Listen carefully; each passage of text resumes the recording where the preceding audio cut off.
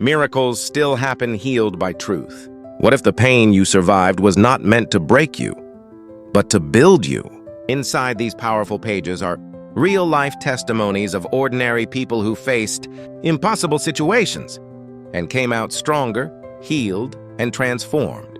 This is not just a book, it's a mirror of hope, a voice of courage, and a key to inner freedom. True stories that prove your story is not over.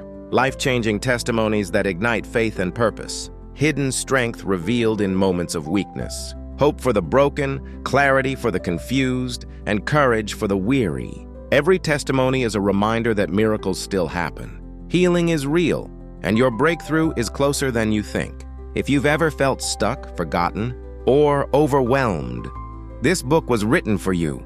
If you are searching for meaning, restoration, or a fresh start, this is your sign. I didn't just read this book, it read me. This testimony restored my faith when nothing else could.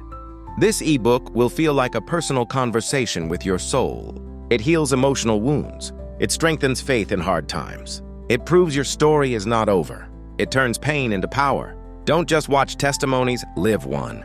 This book may be the message God is using to change your life today. Don't just read a book. Experience a transformation.